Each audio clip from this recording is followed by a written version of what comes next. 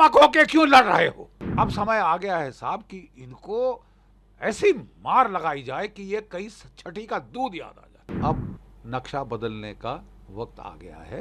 मेरा विश्वास है कि अगर सरकार हमारी सेना के हाथ खोल दे हाथ, वो दिखाएगी आपको वो क्या कर सकती है। अब हमको पार जाके मारना पड़ेगा साहब, पाकिस्तानी फौज की लाशें बिछानी पड़ेंगी ताकि पंजाब में मातम मने। एक फटीचर मुल्क जो कि इकोनॉमिक कोलैप्स की कगार पे है, उसकी इकोनॉमिक तबाही होने की है, 2 रोज की रोटी नहीं खिला पा रहा अपने लोगों को, वो अब भारत को छेड़ना चाहते हैं। ये गांधीगिरी बाद में होती रहेगी, कहीं और होती रहेगी। अब हाथ खोलने का समय आ गया है और करारी मार लगाने का समय आया है, क्योंकि लातों के भूत बातों से नहीं मानते। अभी खबर आई है कि हमारा एक आर्मी का पेट्रोल जो गाड़ियां जा रही थी उनके ऊपर टेररिस्ट ने मछोड़ी के इलाके में, जो कि कठुआ से 150 किलोमीटर इस तरफ है और घना जंगल का इलाका है, वहाँ पे टेररिस्ट ने एम्बुश लगाया था और सडनली फायर खोला, जिसमें कि हमारे 4 जवान शहीद हुए हैं, 6 के घायल होने की खबर आई है। एकदम काउंटर एक्शन लिया हमारे जवानों ने, उन्होंने टेररिस्ट पे फायर किया जो कि वहाँ से भाग गए हैं। और ये अभी प्रिलिमिनरी रिपोर्ट्स हैं, डिटेल्स अभी तक आए नहीं हैं। मैं बड़ी देर से कह रहा हूँ कि देखिए, हमारा जमावड़ा ट्रूप्स का और सीपीओस का कश्मीर की वादी में बहुत हमने अच्छे तक बढ़ा दिया है, जिसकी वजह से वहाँ पे इक्के दुक्के इंसिडेंट्स ही हो रहे हैं। टेररिज्म का तकरीबन जो है केंटवा दबा दिया गया है, कमर तोड़ दी गई है। रजौरी पुंछ में और रियासी में, कठुआ में, डोडा किश्तवाड़ में मैं सेक्टर कमांडर रह चुका हूँ। रजौरी पुंछ में मैं जीओसी रोमियो फोर्स था 2004-2005 में। तब मेरे पास 18 पलटनें थी और हमने वहाँ टेररिस्ट की गर्दन मरोड़ दी थी, बिल्कुल शांत करके मैं उस इलाके को आया था। मुझे बड़ा फक्र है, बड़ा गर्व है कि मेरे 1.5 साल के अंदर वहाँ पे आतंकवाद की कमर तोड़ दी गई थी। वहाँ पे ऑपरेशन सर्प विनाश चला था, वो जनरल लीडर साहब के टाइम, जो मेरे बड़े नज़दीकी हैं, और हम जैसे ही वो ख़त्म हुआ तो पता चला कि 60 हमने वहाँ मार डाले थे, बाकी सब गांव और शहरों में जाके वो छुपने की कोशिश कर रहे थे। उनको वहाँ से निकाल के हमने ये ऑपरेशन पूरा जो है ख़त्म कर दिया था, उनके कमांडरों को ठोका था और पूर्ण रूप से शांति ले आए। कोई 10-15 साल तकरीबन शांति रही है रजौरी पुंछ के एरिया में। क्वाइट ऑब्वियसली जब शांति होती है तो ट्रूप्स वहाँ से हटा लिए जाते हैं और जगह भेज दिए जाते हैं। मसलन की जो यूनिफॉर्म फोर्स जो रियासी में था, जो उधमपुर के इलाके में था, उसको हटा के जब चीन ने लद्दाख में तेवर बदले, आक्रामक तेवर दिखाए, तो उसे वहाँ भेज दिया गया।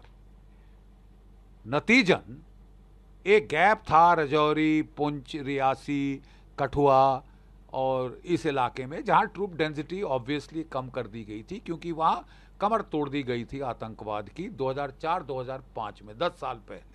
विद अ कॉम्बिनेशन की फेंस बन गया, सर्पनाश हुआ, फिर हमारे ऑपरेशंस हुए और टोटल इनको मतलब खलास कर दिया था हमने, और पूर्ण शांति आ गई थी। लोग पिकनिक शिकनिक जा रहे थे वहाँ पे, सिविलियंस, और सब इनके आतंकी इंसिडेंट्स ख़त्म कर दिए थे, खलास। 10-15 साल ऐसा रहा, लोग निश्चिंत हो गए और वहाँ से ट्रूप्स हटा दिए गए, गैप बना, दुश्मन ने देखा, अब वो पूरा फ़ायदा उठाने की कोशिश कर रहा है।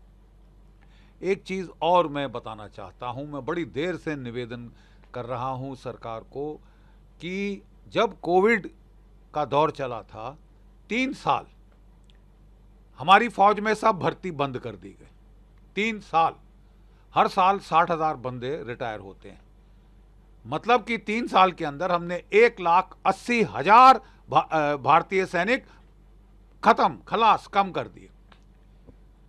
अब साहब मुझे समझ नहीं आ रहा, हमारे खतरे बढ़ रहे हैं चीन के साथ, पाकिस्तान के साथ, तो हम ये फौज को काटने का ये क्या भूत सवार हो गया है, मुझे समझ नहीं आता इसकी वजूहत क्या है। कि बहुत बड़ी फौज है, बहुत भत खा रही है, थूक लगा रही है सरकार को, लड़ रहे हैं आपके लिए, मर रहे हैं। थूक नहीं लगा रहे। और जब खतरे बढ़ रहे हैं हम अपनी मैन पावर काटनी शुरू करें, जबकि हमारी सारी लड़ाई चीन के साथ अगर होती है तो हिमालय के पहाड़ों में होगी, पाकिस्तान के साथ होती है तो फिर पूरा कश्मीर में सारे जो पहाड़ हैं, लो हिल्स हैं, जंगल्स हैं, वहां पे होगी। माउंटेन्स ईट अप ट्रूप्स। अगर नॉर्मल हमले के लिए 1/3 की रेशियो चाहिए, 1:3, पहाड़ों में 1:10 की रेशियो चाहिए। आपको पहाड़ों में लड़ना है, then you need to increase man power. हम बातें बड़ी बड़ी कर रहे हैं लेकिन वहां पे दूसरी तरफ फौज काट रहे हैं। हमें बोला जा रहा है कि बहुत खर्चा हो रहा है मैन पावर पे, हम हथियार खरीदना चाहते हैं। तो क्या रूस के पास कोई हथियारों की कमी थी साहब? रशिया यूक्रेन का युद्ध ट्रेलर आपकी आंख के सामने चल रहा है, आप क्यों नहीं उसको देखते? हम हथियार रूस से ले रहे हैं, हथियार की कोई कमी नहीं है रूस के पास, मैन पावर की किल्लत थी। और जब तक उसने मैन पावर नहीं बढ़ाई उसके बुरे हाल हो गए थे। 3 लाख उसको मोबिलाइज करने पड़े लड़ाई के दौरान, और अभी उसने कोई 5-6 लाख और मोबिलाइज किए। तो क्या आप मतलब लड़ाई के दौरान मोबिलाइज करना चाहते हैं? मुझे समझ नहीं। आपकी स्टैंडिंग आर्मी थी, परफेक्ट आर्मी थी, it was giving you such good results all over. तो उसकी काटापीटी शुरू हो गई है साहब कि बहुत खर्चा हो रहा है। तो अभी 7 ITBP की नई बटालियंस खड़ी हो रही है, उन पे खर्चा नहीं हो रहा। नहीं, आप क्या कहना चाहते हैं? अब आप पुलिस प्रोटेक्शन देंगे आर्मी को? मतलब I mean I can't understand. आपको अपनी मैन पावर बढ़ानी होगी, पीरियड। अग्निवीर स्कीम पे भी अब सोच विचार किया जा रहा है, उसको भी आपको मेजर चेंजेस करने होंगे, नहीं तो ये जो आप गैप्स खोल रहे हैं दुश्मन उसका फायदा उठाएगा। नंबर 1 चीज। नंबर 2 चीज, हम जब खासकर मैन पावर की किल्लत है तो हम रक्षात्मक होके क्यों लड़ रहे हैं कि बचाओ बचाओ करो, अपनी तरफ करो? अरे साहब, मोदी 2.0 सरकार ने पहले सर्जिकल स्ट्राइक की थी, कई महीने पाकिस्तान चुप्पी साध के बैठा। फिर जब उसने फिर चुलबुली दिखाई तो हमने एयर स्ट्राइक करी 80 किलोमीटर अंदर बालाकोट में, और 200-250 टेररिस्ट वहां मारे थे। और 1-1.5 साल पाकिस्तान चुप रहा, रोता हुआ चीन की तरफ गया, मेरे आका मुझे बचाओ। और चीन ने फिर दबाव डालने की कोशिश करी लद्दाख में, उसको उल्टे बांस बरेली को पड़ गए। हमने पाकिस्तान को जब इतनी वारदातें हो गई हैं, मेरा सिंपल सीधा सवाल, आप रक्षात्मक होके क्यों लड़ रहे हो? 4 साल से सीज फायर दिया हुआ है पाकिस्तान को। सीज फायर क्यों? सबसे अच्छा दोस्त है हमारा। What do they bloody need a cease fire for? अब समय आ गया है साहब कि इनको ऐसी मार लगाई जाए कि ये कई छठी का दूध याद आ जाए। और हमारी फौज कर सकती है, बशर्ते कि आप उसको बोले कि नहीं सिर्फ राइफल से लड़ोगे, भारी हथियार इस्तेमाल क्यों नहीं करेंगे वो रिपब्लिक डे परेड के लिए? मेरा विश्वास है कि अगर सरकार हमारी सेना के हाथ खोल दे हाथ, वो दिखाएगी आपको वो क्या कर सकती है, दिखाएगी आपको वो लाइन ऑफ कंट्रोल के पार क्या कर सकती है। ये अटैक इंटरनेशनल बॉर्डर के पार हुआ है। This is a qualitative escalation. अब हमको पार जाके मारना पड़ेगा साहब, पाकिस्तानी फौज की लाशें बिछानी पड़ेंगी ताकि पंजाब में मातम मने कि टेररिस्ट को जाके मारेंगे, पाकिस्तानी फौज को कुछ नहीं। क्यों नहीं कहेंगे? क्यों नहीं कहेंगे? ये सारा पाकिस्तान की फौज की फसाद है।